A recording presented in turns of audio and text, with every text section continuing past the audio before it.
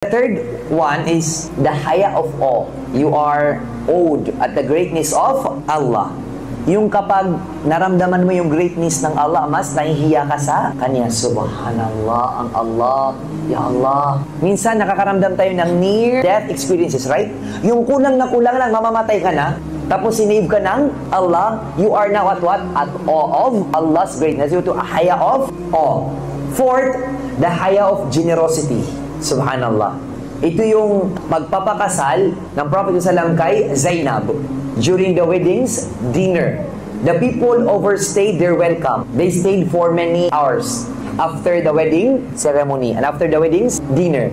The Prophet ﷺ was too shy to tell them to go away. Yung, miya pa sa nino kano pandi, beling. Kaya ka ba nga kinano to? Pero nasa kala, imamalaon Nabi ﷺ, natanisoy, nasa kanay mo ni miyawa. Sa kanay mo ni Lominio. Alam mo mga tao na they overstay, right? Yung di pa kagdama, kaya makabugurakan sa mga hindi pa nila maramdaman na pinatay ko na yung mga ilaw. Maganda din yung room niya, walang ilaw, no? Ay, mas na-appreciate niya. Very overstaying. Subhanallah. Very conscious tayo, no? Yung kailangan from afar, yung alam mo na yung dapat mong gawin. So, tigiran sa maranaw dapat na mataw ka, sipat. Apakah baris kasada baris yan. Nilengad na gira-girog na. Turo-turo po nga ba lago ko pa na mapita. Nas kamamu ena ka na gusto mapita pa kung nota ko niyo. Sika ni Bailing ate sa gunsi. Totoro sa kwarto. Lumiyo kami.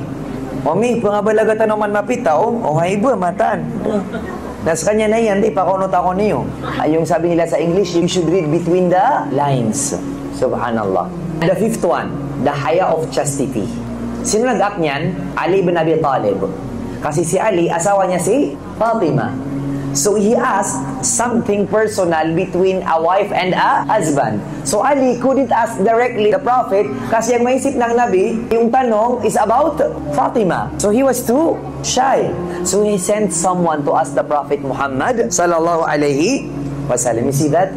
The haya of chastity. Because you are asking the father of your wife.